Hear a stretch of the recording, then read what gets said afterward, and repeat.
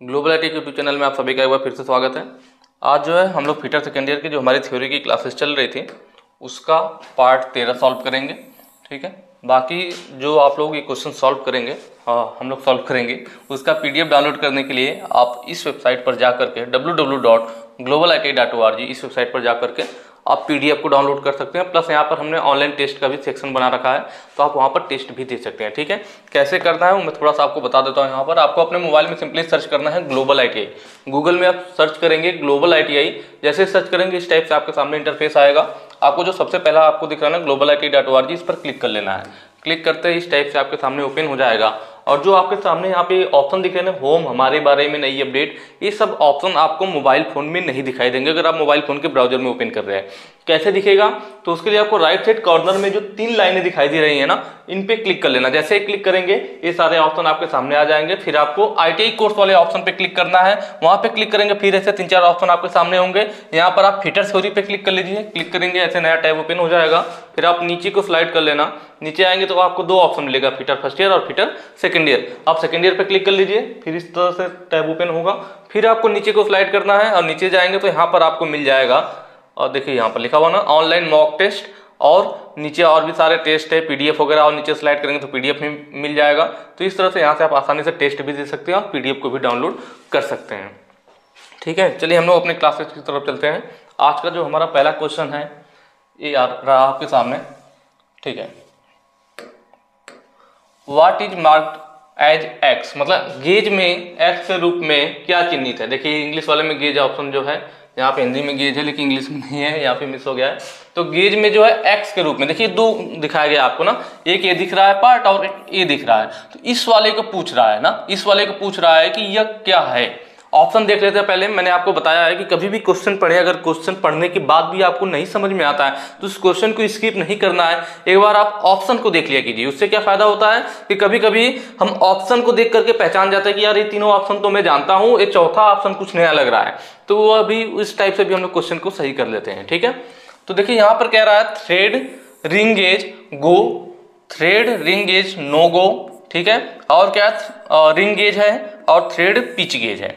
तो सबसे ऑप्शन जो अलग यहाँ पे दिख रहा है, पहले थ्रेड पिच गेज, तो यह क्या होता है, जो स्क्रू पिच गेज होता है ना इस टाइप से, जिसमें कई सारी ब्लेड होती हैं अलग अलग पिच की, ऐसे एक साथ जुड़ी हुई ब्लेड होती हैं और उन पर क्या उनका पिच अंकित रहता है। तो किसी स्क्रू का पिच वगैरह ज्ञात करने के लिए, पिच मतलब एक थ्रेड से दूसरे थ्रेड के बीच की दूरी को पिच कहते हैं, तो पिच ज्ञात करने के लिए थ्रेड पिच गेज या स्क्रू पिच गेज हम लोग यूज करते हैं।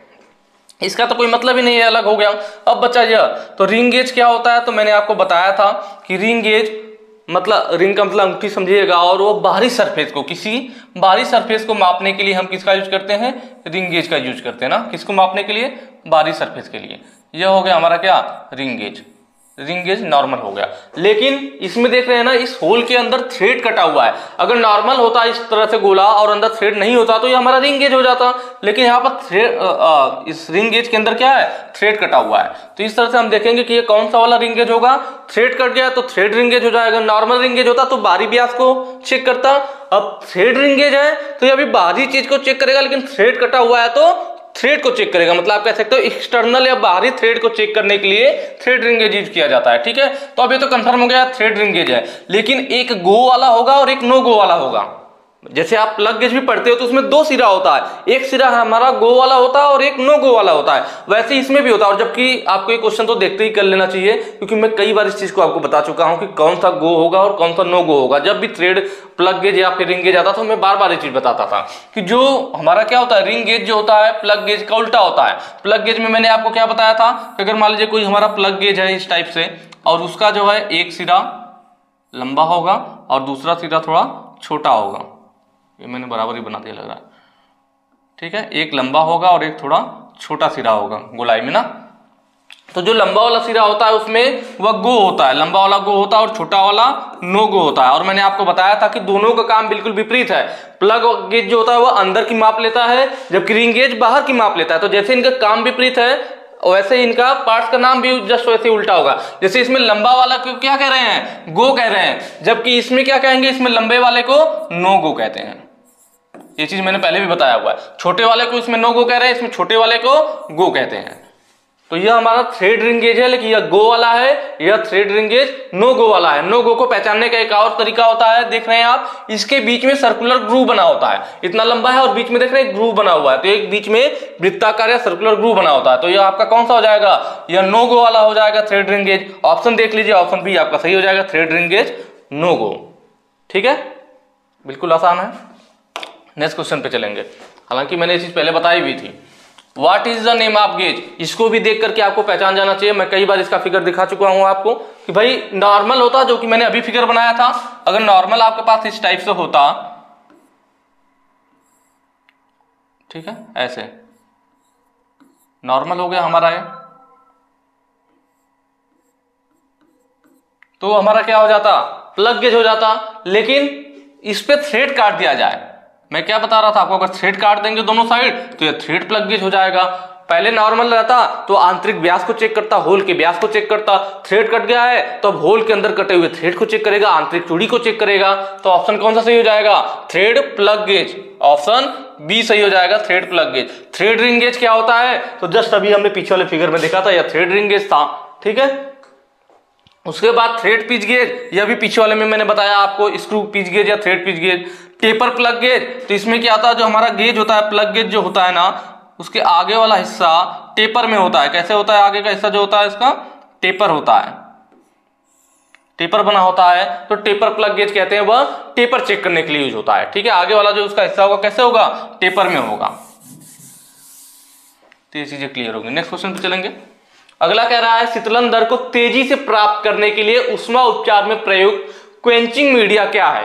देखिए क्वेंचिंग कह रहा है ना, क्वेंचिंग का मतलब ठंडा करने से है, क्वेंचिंग मीडिया का मतलब ठंडा करने का माध्यम, जिससे हम किसी जो हीट ट्रीटमेंट करते हैं ना, जब मेटल को हम गर्म करते हैं तो उसे ठंडा करते हैं। और आपको मालूम है कि हीट ट्रीटमेंट में किसी मेटल को जब गर्म किया जाता है तो उसके ठंडा करने की दर पर, उसके कूलिंग रेट पर ही निर्भर करता है कि उसका प्रॉपर्टीज हमें कैसा मिलेगा, वह मेटल हमें हार्ड मिलेगा या सॉफ्ट मिलेगा, वो कैसा मिलेगा। तो वह डिपेंड करेगा कि हमने उसे जब ठंडा किया तो उसकी कूलिंग रेट क्या थी, हमने धीरे धीरे ठंडा किया था या फिर उसे तेजी से ठंडा किया था, तो उस पर डिपेंड करेगा। ठीक है, तो ये पूछ रहा कि जो शीतलन दर होती है, जो कूलिंग रेट होती है, अगर उसको तेजी से प्राप्त करना हो, मतलब हमें तेजी से ठंडा करना हो, तो कौन सा क्वेंचिंग मीडिया यूज करेंगे।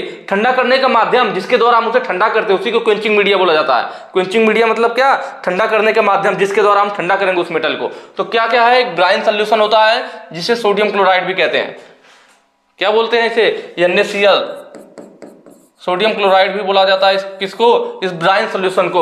और यह सबसे तेज ठंडा करने वाला हमारा माध्यम होता है। अगर मेटल को बहुत ज्यादा तेजी से ठंडा करना हो तो हम यही NaCl जो सोडियम क्लोराइड होता है, जिसको कि ब्राइन सॉल्यूशन के नाम से जाना जाता है, इसका यूज करते हैं तेजी से ठंडा करने के लिए। अगर एक क्वेश्चन में पूछ देता कि सबसे कम गति से बहुत धीरे धीरे ठंडा करना है, तब इनमें से किसका यूज किया जाएगा, तो फिर सबसे कम गति से वायु होता है, कि सबसे कम गति से ठंडा करना, सबसे कम गति से ठंडा करना, ठीक है, वायु के द्वारा। क्योंकि मैंने आपको बताया कि जब हमें धीरे धीरे ठंडा करना था तो उसे निकाल करके नॉर्मल वायु में रख दीजिए। कभी कभी तो भट्टी में राख वगैरह में दबा करके भी रखते हैं, तो वायु में छोड़ देंगे तो धीरे ठंडा होगा। बाकी जो ऑयल है और जो पानी है, यह दोनों क्या है, तो यह मीडियम गति से, मध्यम गति से ठंडा करने वाले हैं, मध्यम गति से, इसको ध्यान रखना है आपको। ठीक है, लेकिन एक चीज और है, कभी कभी इनका क्रम पूछ लेता है कि कौन सबसे ज्यादा ठंडा करेगा, उसके बाद दूसरे नंबर पे कौन रहेगा, फिर तीसरे पे कौन रहेगा, तो चौथे पे कौन रहेगा, ये चीज आ जाती है। तो सबसे पहले नंबर पे सबसे अधिक तेजी से ठंडा करेगा ब्राइन सॉल्यूशन। इसके बाद जस्ट कौन आएगा, तो इसके जस्ट बाद आएगा पानी दूसरे नंबर पे। इसके बाद किसका नंबर आएगा, उसके बाद नंबर आएगा तेल का। वैसे ये तो नॉर्मल चीज, आप अपने से भी सोच सकते हैं कि अगर किसी चीज को पानी में रखेंगे तो ज्यादा तेजी से ठंडा होगा, तेल थोड़ा गाढ़ा टाइप का होता है तो उसमें रखेंगे तो थोड़ा धीरे धीरे ठंडा होगा। तो इसलिए सबसे ज्यादा तेज ब्राइन सोल्यूशन ठंडा करेगा, उससे कम ठंडा करेगा पानी, उससे कम ठंडा करेगा तेल, और सबसे कम कौन ठंडा करेगा, वायु। क्लियर। और कभी कभी ये भी चीज आपको ध्यान रखना पड़ेगा कि कौन सा किसके लिए यूज करते हैं। जो प्लेन कार्बन स्टील होती है वह पानी के से ठंडा की जाती है। कौन, प्लेन कार्बन स्टील पानी से ठंडा की जाती है। ठीक है, और वही एलॉय स्टील पूछ ले, एलॉय स्टील तो वह ठंडा की जाती है ऑयल में, तेल में। और अगर स्पेशल एलॉय स्टील होगी तो उसको वायु में किया जाएगा। किसको, स्पेशल एलॉय स्टील। ये सारे पॉइंट आप नोट कर लीजिएगा, ठीक है। बस इससे ज्यादा इससे कोई क्वेश्चन नहीं बन सकता। जितने भी क्वेश्चन इससे बन सकते थे मैंने सारा आपको बता दिया, ठीक है। नेक्स्ट क्वेश्चन पे चलेंगे। अगला कह रहा है what is the mark as X, X के रूप में क्या चिन्हित है। इस वाली लाइन को यह पूछ रहा है ना कि यह लाइन है, इसको क्या बोलेंगे, अपर क्रिटिकल टेम्परेचर बोलेंगे, लोअर बोलेंगे, ऑस्टेनाइट बोलेंगे, फेराइट बोलेंगे, क्या बोलेंगे, ठीक है। तो थोड़ा सा पहले मैं इसके बारे में आपको बता देता हूं कि कौन सी लाइन को पूछेगा तो आप क्या बोलेंगे, ठीक है। डायरेक्ट आंसर बताएंगे तो मजा नहीं आएगा, तो थोड़ा सा हम लोग नेक्स्ट पेज पे चलेंगे और इस फिगर को देखेंगे। जो फिगर आप वहां देख रहे थे उसको मैंने यहाँ पे बड़ा कर रखा है और यहाँ पर थोड़ा मैं बताने की कोशिश करूंगा, हालांकि समय कम है इसलिए जल्दी से थोड़ा सा बताऊंगा इसे, ठीक है, ज्यादा समय नहीं लूंगा। तो देखिए इसमें क्या होता है, जो हमारा अभी आप ग्राफ देखे थे ना, तो यही वाली लाइन हमसे पूछ रखा था कि इस लाइन को क्या कहते हैं। तो ये जो ग्राफ होता है, ग्राफ में जो नीचे मात्रा दिखाई गई है, क्योंकि उसमें फिगर थोड़ा छोटा हो गया है और इसमें क्लियर दिख नहीं रहा क्या लिखा हुआ है ना, इसलिए मैंने यहाँ पर इसको बड़ा करके लिख रखा है अलग से कि 0.2, 0.4, 0.6, 0.8 एक एक कार्बन की परसेंटेज को, यह वाली लाइन कार्बन की परसेंटेज को दिखाएगी, कार्बन की परसेंटेज बढ़ती जा रही है, और यह वाली लाइन टेम्परेचर को दिखाएगी, इधर टेम्परेचर बढ़ता जा रहा है और इधर कार्बन की परसेंटेज बढ़ती जा रही है, ठीक है। उसके बाद यहां पर देख रहे हैं कि 0.84 है और यहां पर एक लाइन खींची हुई, ठीक है। तो जो यह लाइन है, कौन सी लाइन है, तो यहां पर देखिए क्या लिखा हुआ, 723 डिग्री सेल्सियस। ये टेम्परेचर वाला है ना, तो 723 डिग्री सेल्सियस होगा। और मैंने आपको बताया था कि किसी भी मेटल के लिए जो लोअर क्रिटिकल टेम्परेचर होता है वह 723 डिग्री सेल्सियस होता है और वो सभी के लिए समान होता है, चाहे कार्बन की परसेंटेज की मात्रा कितनी भी ज्यादा हो चाहे कम हो, उससे कोई मतलब नहीं है। यह जो लोअर क्रिटिकल टेम्परेचर होता है वो हमेशा समान होता है। इसीलिए देख रहे हैं जो 723 डिग्री सेल्सियस है, यहाँ पे बिल्कुल एक सीधी लाइन बन रही है, सीधी लाइन बन रही है। क्यों? क्योंकि यहाँ पे इनमें कोई परिवर्तन नहीं आएगा। यहाँ नीचे कार्बन की मात्रा बढ़ रहा है, देखिए यहाँ पे 0 है, 0.2 है, 0.4 है, 0.6 है, हम कहीं भी चले जा रहे हैं, लेकिन जो लोअर क्रिटिकल टेम्परेचर वाली लाइन है बिल्कुल सीधी रह रही है। क्योंकि मैंने आपको बताया था कि आपके मेटल में कार्बन की मात्रा चाहे जितनी ज्यादा हो चाहे जितनी कम हो, कोई भी मेटल हो, सबके लिए लोअर क्रिटिकल टेम्परेचर एक समान होता है। इसीलिए यह लाइन एक सीध में है, 723 डिग्री सेल्सियस। चाहे कार्बन की मात्रा आप 0.4 कीजिए, 6 कीजिए, 8 कीजिए, चाहे 0.84 कीजिए, चाहे 1 mm तक कार्बन बढ़ाइए, हमेशा लोअर क्रिटिकल टेम्परेचर आपका 723 डिग्री सेल्सियस ही रहेगा। इसका मतलब यह कौन सी लाइन थी, यह जो लाइन है हमारी लोअर क्रिटिकल टेम्परेचर वाली लाइन है। किसकी लाइन है? लोअर क्रिटिकल टेम्परेचर वाली लाइन है। और जो ऊपर लाइन आपको दिख रही है, यह लाइन जो यहां तक आ रही है, यहां जा रही है, तो यह जो है हमारी अपर क्रिटिकल टेम्परेचर की लाइन है। किसकी है? अपर क्रिटिकल टेम्परेचर में शॉर्ट में लिख रहा हूं, अपर क्रिटिकल टेम्परेचर की लाइन है। तो उसको देखिए, जब 0.2 है तो अपर क्रिटिकल टेम्परेचर यहां पर है, 850 के लगभग सीध में है। जब 0.4 है तो यह लगभग इस सीध में है, 800 के लगभग सीध में है। तो आप देख रहे हैं कि जैसे जैसे कार्बन की मात्रा बढ़ रही है तो यहाँ पे इसका दिख रहा है कि टेम्परेचर डाउन हो जा रहा है। 0.6 पर जाकर के इसका टेम्परेचर लगभग यहाँ पे आ जाएगा, 750 के लगभग आ जाएगा। तो यहाँ पर आप देख रहे होंगे कार्बन की मात्रा बढ़ रही है और ये टेम्परेचर, अपर क्रिटिकल टेम्परेचर बार बार बदल रहा है, लेकिन लोअर क्रिटिकल टेम्परेचर समान था। तो ये चीज मैंने आपको बताया था कि लोअर क्रिटिकल टेम्परेचर सभी के लिए एक समान रहता है, जबकि अपर क्रिटिकल टेम्परेचर वह कार्बन के परसेंटेज के अनुसार बदलता रहता है। फिर जैसे ही हम देखेंगे जब कार्बन की मात्रा हमारे स्टील में 0.84% हो जाती है, कितना हो जाता है? कार्बन की मात्रा 0.84%। जब कार्बन की मात्रा स्टील में 0.84% होगी, वहां पर देखेंगे जो अपर क्रिटिकल टेम्परेचर वाली लाइन है वह भी यहीं पे आ गई है और लोअर क्रिटिकल टेम्परेचर लाइन तो यहीं पे थी इसी सीध में। तो यहां पर देख रहे हैं अपर क्रिटिकल टेम्परेचर और लोअर क्रिटिकल टेम्परेचर दोनों लाइन एक जगह मिल रही है। इसीलिए मैंने आपको बताया भी था यह चीज कि 0.84% कार्बन वाली जो स्टील होती है उनके लोअर और अपर क्रिटिकल टेम्परेचर सेम होते हैं। लोअर और अपर क्रिटिकल टेम्परेचर दोनों सेम होते हैं, मतलब 723 डिग्री सेल्सियस ही होता है। वह एक ही क्रिटिकल टेम्परेचर रखता है, उसमें दो नहीं होता। बाकी में अपर और लोअर अलग अलग होता है, लेकिन अगर कोई स्टील में 0.84% कार्बन है तो उसके अपर क्रिटिकल टेम्परेचर और लोअर क्रिटिकल टेम्परेचर दोनों समान होंगे। और इस स्टील को यूटेक्टाइड स्टील कहते हैं। क्या बोलते हैं? Eutectoid steel.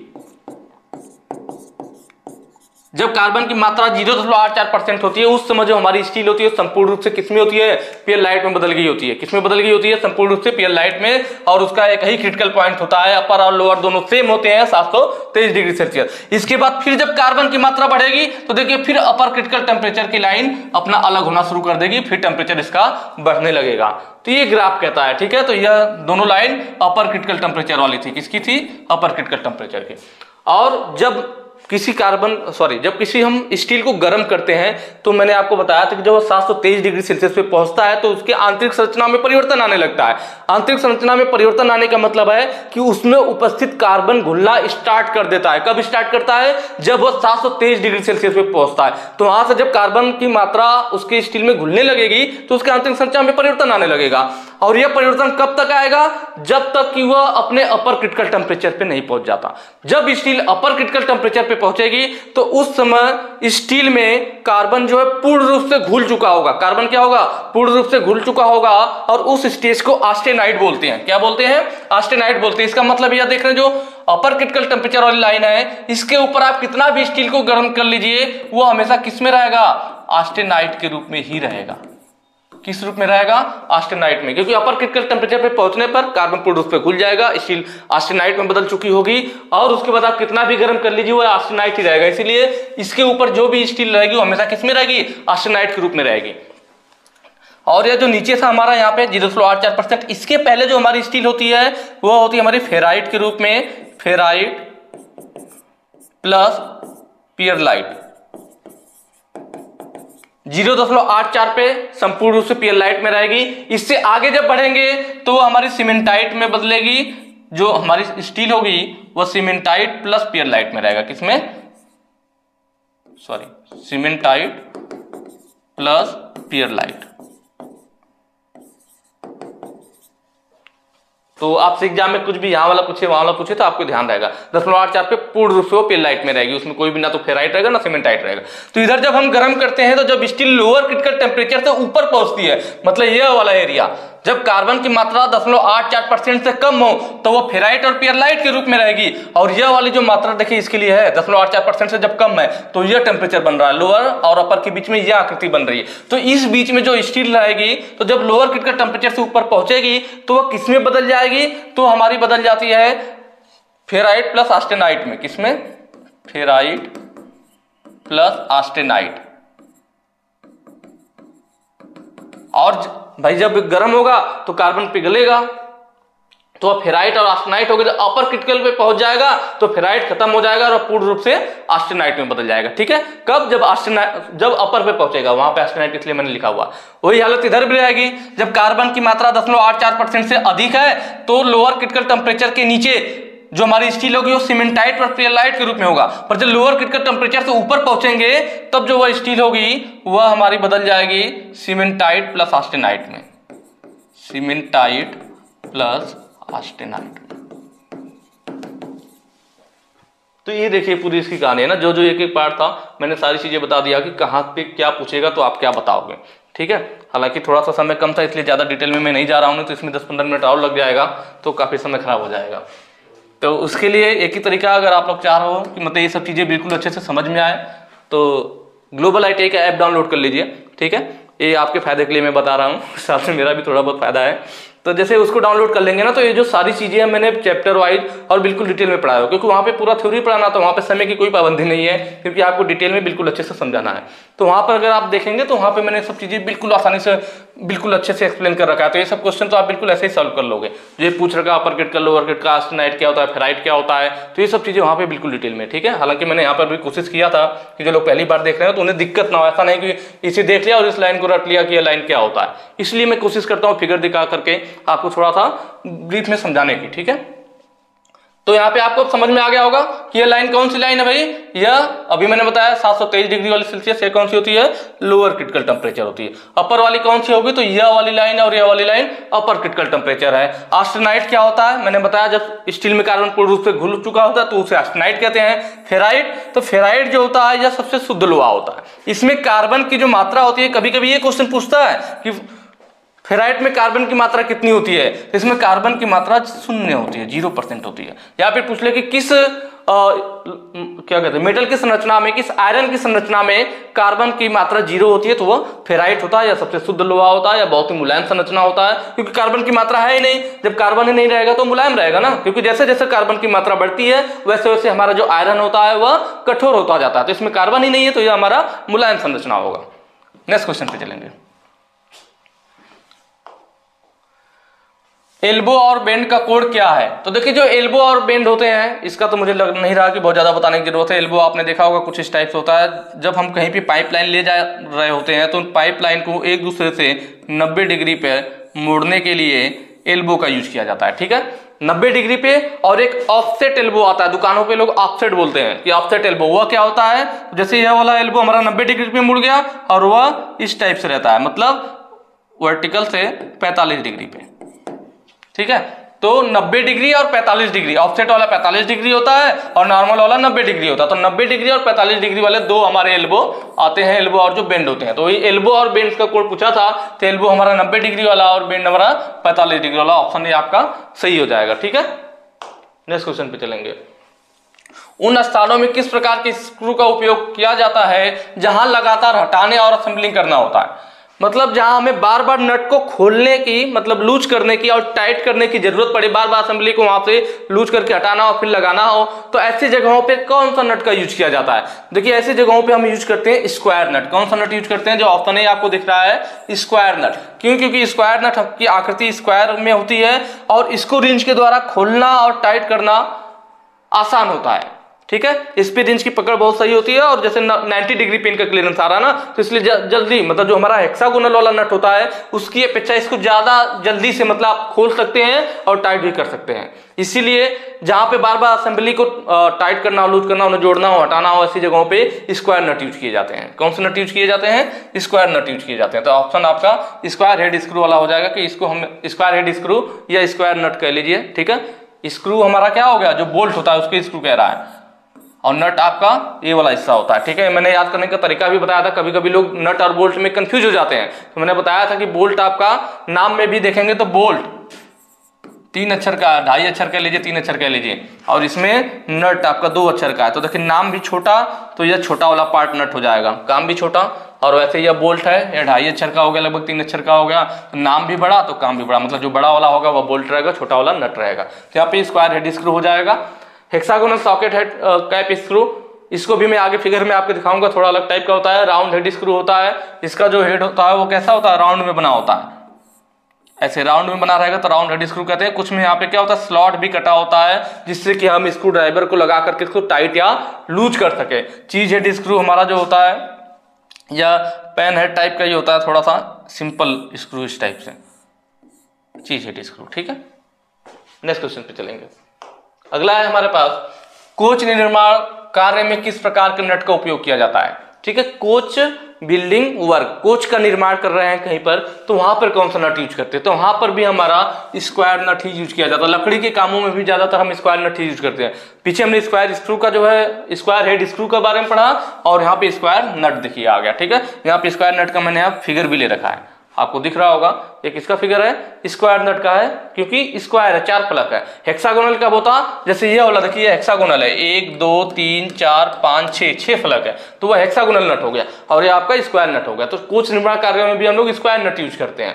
टी नट, टी नट कौन सा है? तो यहाँ पर देख रहे होंगे आप, यह जो है टी की आकृति में, आकृति इसकी देखिए ना टी जैसी है, ऐसे ऐसे ऐसे ऐसे ऐसे और ऐसे टी जैसा बन जा रहा है, यह टी नट है हमारा। ठीक है, इसका यूज कहाँ करते हैं? तो जब कभी हमें जो मशीन होती है, मशीन बेड होते हैं, तो आपने सुना होगा जो हमारे मशीन बेड होती है उसमें टी स्लॉट कटा होता है। कई बार लेथ मशीन वगैरह के चैप्टर में नाम आया होगा कि मशीन बेड पे क्या टी स्लॉट कटा होता है और उस पर हम जॉब को पकड़ते हैं। तो जो टी स्लॉट कटे होते हैं वहां पर टी नट यूज किया जाता है, क्योंकि ये जो टी स्लॉट होता है उसके अंदर टी वाली आकृति चली जाती है, और उसके स्टड की मदद से, स्टड में एक साइड नॉर्मल नट लगा होगा और एक साइड टी नट लगा होगा। टी नट जो मशीन के क्या कहते हैं, बेड कहते हैं, मशीन के बेड में जो स्लॉट कटा होगा टी वाला, उसमें चला जाएगा और फिर जॉब को क्लैंप वगैरह करने के लिए यूज किया जाता है। विंग नट, यहाँ पर देख रहे हैं पंख जैसा दिख रहा है, जैसे चिड़िया का पंख होता है वैसे देखो ये भी उड़ रहा है, तो यहाँ पे विंग आपको दिख रहा होगा, विंग जैसा बना हुआ है, इसलिए इसको विंग नट कहते हैं। और इसका यूज हम ऐसी जगहों पे करते हैं जहां पर हमें नट को बार बार हाथ से खोलने की जरूरत पड़े। ठीक है, हाथ से खोलना हो और टाइट करना हो, हाथ से लूज और टाइट करने की जरूरत पड़े, तो वहां पर हम लोग विंग नट यूज करते हैं। हालांकि इसको देख करके अब आपके दिमाग में आ गया होगा कि विंग नट कहां पर होता है, अब तक तो आ जाना चाहिए। आपने वर्कशॉप वगैरह में अगर हेक्सा एक बार भी हाथ में लिया हुआ होगा तो वहां हेक्सा में देखा होगा आपने, ब्लेड के पीछे यही नट लगा होता है, जो ब्लेड होता है उसके पीछे विंग नट लगा होता है ना, क्योंकि हमें बार बार भाई ब्लेड बदलना है, तो जब ब्लेड बदलेंगे तो रिंच लेने छोड़े जाएंगे, तो वहां पे विंग नट होता है कि आप हाथ के द्वारा ही लूज कर लो, फिर हाथ के द्वारा ही टाइट कर लो। तो जहां पे हाथ के दबाव से नट को खोलना और टाइट करना हो वहां विंग नट का यूज करते हैं। बेवेल स्क्वायर होता है उसमें भी विंग नट लगा होता है। एक आध दो एग्जाम्पल अगर आपको भी याद हो तो कमेंट करके बता दीजिएगा कि कहाँ पे विंग नट यूज किया जाता है। ठीक है, हेक्सा वाला हो गया और एक बेवेल स्क्वायर होता है, और भी अगर कहीं आपने देखा होगा तो फिर बताइएगा। बाकी है कैप नट। कैप नट क्या होता है आपका, कैप नट या कैप नट, इसमें एक सिर्फ बंद रहता है, जे वाला फिगर आपको दिख रहा है या कैप नट का है। ठीक है, बाहरी वातावरण से सुरक्षा प्रदान करने के लिए जो नट पे हमारे जो बोल्ट पे हमारे स्क्रू कटे होते हैं, जो थ्रेड कटे होते हैं बोल्ट पे, उन थ्रेड की बाहरी वातावरण से गंदगी से सुरक्षा करने के लिए हम लोग कैप नट यूज करते हैं। कैसे सुरक्षा करता है, तो इसमें देखेंगे एक साइड जो है होल बना हुआ और इसमें थ्रेड कटा होता है, जबकि दूसरे साइड, यह दोनों उसी का फिगर है, दूसरे साइड इसका सिर्फ बंद होता है। देखते हैं ना, इधर तो होल है, थ्रेड कटा हुआ है, लेकिन इधर वाला सिर्फ बंद है, पैक है, इसलिए कैप नट बोलते हैं। पैक है कैप की तरह, पेन का कैप होता है ना, उसी तरह अभी देखिए एक साइड बंद है। तो अब इसको क्या करेंगे, इसको हम लोग टाइट करेंगे नट पे, तो ये नट पे टाइट हो जाएगा और पिछला सिरा जो है जो हमारा बोल्ट पे, तो बोल्ट का जो पिछला सिरा होगा इस टाइप से, तो जो इस पे थ्रेड कटा होगा तो यहाँ पे टाइट हो जाएगा, तो यह बिल्कुल यहाँ पे आके चिपक जाएगा, तो इसका सिरा कोई बाहर नहीं निकला होगा और नहीं धूल मिट्टी को यहाँ अंदर थ्रेड में आने देगा, तो थ्रेड की सुरक्षा करता है बाहरी वातावरण से, तो इसलिए कैप नट यूज किया जाता है। नेक्स्ट क्वेश्चन पे चलेंगे। अगला कह रहा है उस नट का क्या नाम है जिसका शीर्ष भाग बेलनाकार आकार का और नीचे के भाग हेक्सागोनल आकार के होते हैं। कि शीर्ष भाग बेलनाकार आकार का हो और नीचे का भाग हेक्सागोनल आकार का हो, तो यह फिगर देखेंगे तो आप आसानी से पहचान जाएंगे। हालांकि ये चीज मैंने पहले कई बार इसका जब भी मैं बताता था नट वगैरह के बारे में, तो इसका नाम कई बार लिया हूं और बार बार ये चीज बोलता भी था कि नीचे का सेम आकृति हेक्सागोनल होता है और ऊपर गोलाई में कुछ भाग बढ़ा दिया जाता है, यही लाइन में बोलता था। तो वही चीज देखिए पूछ भी रहा है कि उस नट का क्या नाम है जिसका शीर्ष भाग बेलनाकार, गोलाई में बढ़ा देना मतलब बेलनाकार, और नीचे का भाग हेक्सागोनल हो। देखिए पहला क्या है, स्लॉटेड नट, तो स्लॉटेड नट आपका ये रहा सामने, ये आपका क्या है, स्लॉटेड नट है। तो इसमें मैंने आपको बताया था कि जो नट होता है उसमें 1/3 गहराई तक स्लॉट काट दिया जाता है, यह लॉक नट के रूप में यूज किया जाता है, जिससे कि फिर जो हमारा बोल्ट होगा उसमें होल में हम इसमें इस होल में से होते हुए बोल्ट के होल में होते हुए स्प्लिट पिन डाल देते हैं और उसके दोनों पैर के दोनों साइड मोड़ देते हैं, जिससे कि ये लॉक हो जाए या नट खुले नहीं, वाइब्रेशन मतलब मशीन चले वाइब्रेट हो तो खुले नहीं। तो ये होता था स्लॉटेड नट। फिर मैंने आपको ये भी बताया था कि स्लॉटेड नट में हमने क्या किया, 1/3 गहराई का जब ये स्लॉट काटा तो यह नट कमजोर हो गया, इसकी स्ट्रेंथ में कमी आ गई। तो इस कमी को दूर करने के लिए कि हमारा काम भी बन जाए और नट का स्ट्रेंथ जो कम ना हो, तो उसके लिए फिर क्या बनाया गया था, कैसल नट बनाया गया था, जो ऑप्शन डी में लिखा हुआ कैसल नट, वो यह वाला फिगर है आपका, कैसल नट बनाया गया था। कैसल नट में क्या किया गया कि जो नट की मोटाई थी नॉर्मल स्टैंडर्ड मोटाई, वो वैसे की वैसी ही रही, उसमें हमने कोई स्लॉट नहीं काटा, जिससे कि उसकी स्ट्रेंथ बनी रहे, उसमें कोई दिक्कत ना आए। जबकि उसके ऊपर हमने कुछ भाग गोलाई में बढ़ा दिया या बेलनाकार आकृति में बढ़ा दिया और उसमें स्लॉट काट दिए, तो इस तरह से नट की सामर्थ्य भी बनी रही और इसकी वजह से जो स्लॉटेड नट काम कर रहा था वो वाला काम भी हो गया, लॉक का भी काम हो गया और उसकी सामर्थ्य भी कम नहीं हुई। तो यह ऑप्शन डी आपका सही हो जाएगा कि उस नट का क्या नाम है जिसका शीर्ष भाग बेलनाकार आकार का और नीचे का भाग हेक्सागोनल आकार का, नीचे का भाग हेक्सागोनल आकार का हो गया और शीर्ष भाग बेलनाकार आकार का हो गया। तो ऑप्शन डी हमारा सही हो जाएगा। ठीक है, बाकी टी नट्स क्या है तो अभी हमने पीछे बताया और यहाँ पे फिगर में भी आपको दिख रहा होगा टी की आकृति जैसा है, और कैप नट क्या है वो अभी देख लीजिए यहाँ पर है, अभी हमने पीछे भी पढ़ा था और इसका यूज भी मैंने आपको बताया था। नेक्स्ट क्वेश्चन पे चलेंगे। हैवी ड्यूटी असेंबली कार्य में किस प्रकार के मशीन स्क्रू का उपयोग किया जाता है। हैवी ड्यूटी की बात कर रहा है, जहां पे हैवी ड्यूटी लाइट ड्यूटी दो होता है। ठीक है, हैवी ड्यूटी असेंबली जहां भारी कार्य होता हो, लाइट ड्यूटी मतलब हल्के कार्यों के लिए जो कमजोर होते हैं। भाई हल्का काम होगा तो वहां हल्का नट यूज करेंगे कमजोर वाला, भारी काम होगा तो वहां पे भारी नट यूज करेंगे, बोल्ट यूज करेंगे। तो वही चीज पूछ रहा है कि हैवी ड्यूटी हो जहां पे भारी काम होना, वहां किस प्रकार के मशीन स्क्रू यूज करेंगे। ठीक है, ऑप्शन है पैन हेड स्क्रू, चीज head screw, round head screw और हेक्सागोन हेड स्क्रू।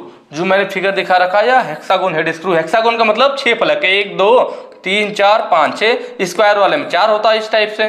ठीक है, तो हैवी ड्यूटी के लिए हमारा हेक्सागन वाला यूज होता है। ऑप्शन डी आपका सही हो जाएगा। क्या हो जाएगा, हेक्सागन हेड स्क्रू, जहां पर हैवी ड्यूटी होता है। बाकी जो आप ऑप्शन में देख रहे हैं पैन हेड स्क्रू, कुछ इस टाइप से होता है पैन हेड।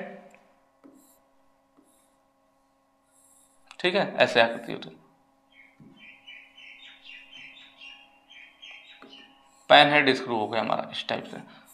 तो ये जो पैन हेड स्क्रू होता है हमारा, ये लाइट ड्यूटी के लिए होता है। चीज हेड स्क्रू भी लाइट ड्यूटी के लिए, राउंड हेड वाला भी, और एक चीज हेड के अलावा एक रेज्ड चीज हेड आता है। ठीक है, रेज्ड चीज हेड।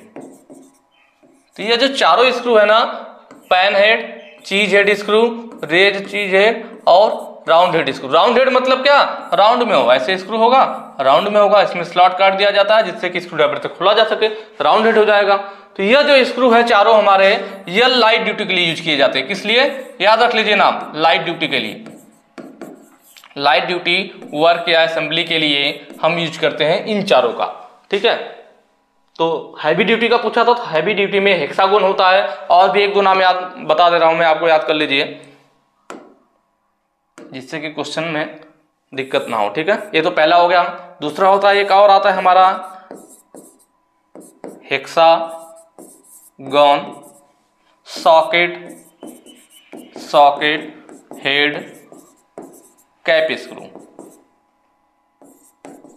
यह भी हमारा हैवी ड्यूटी के लिए होता है। काउंटर संक हेड स्क्रू, यह भी हैवी ड्यूटी के लिए होता है। ठीक है, और उसके अलावा एक और होता है आपका स्क्वायर, हेक्सागोनल वाला देख लिया आपने, और स्क्वायर वाला भी, square head screw, square head screw, यह भी किस लिए होता है, हैवी के लिए होता है। तो यह जो चारों हो गए हमारे नीचे वाले, यह चारों हैवी ड्यूटी के लिए, किसके लिए है, हैवी ड्यूटी के लिए। अभी मैं साइड में हो जाता हूं, आप वीडियो को रोक करके इनको नोट कर लीजिएगा, तो आपका क्वेश्चन कभी गलत नहीं होगा कि हैवी ड्यूटी में कौन है और लाइट ड्यूटी में कौन है, फिर आसानी से आप सारे क्वेश्चन सॉल्व कर लोगे। ठीक है, नेक्स्ट क्वेश्चन पे चलेंगे।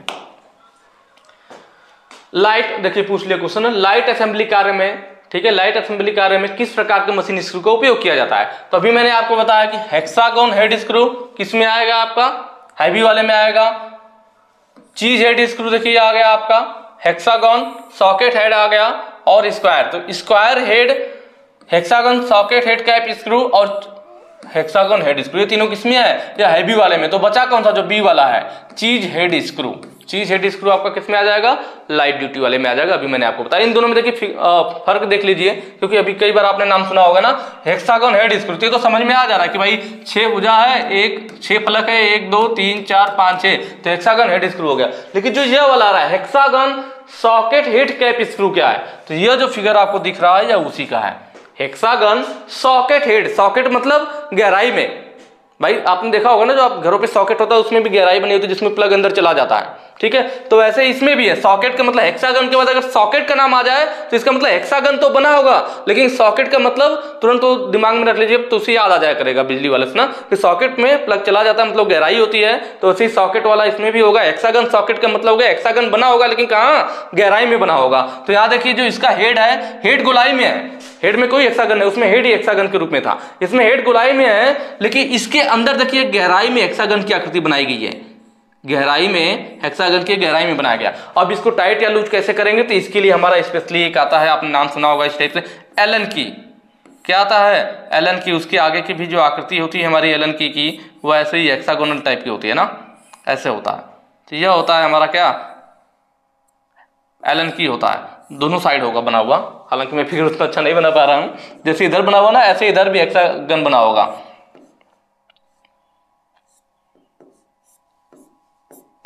तो दोनों साइड बना होता है, तो इसकी मदद से हम इस बोल्ट को खोलते हैं। जो हमारा हेक्सागन सॉकेट हेड का स्क्रू होता है, तो उसको एलन की मदद से, एलन की मदद से टाइट या लूज करते हैं इसकी मदद से। ठीक है, तो ये दोनों में है, ये सब हमारे हैवी वाले के लिए है। तो ठीक है, आज के वीडियो में इतना ही। अगर वीडियो अच्छी लगी है तो ज़्यादा से ज़्यादा शेयर कीजिएगा। Thank you.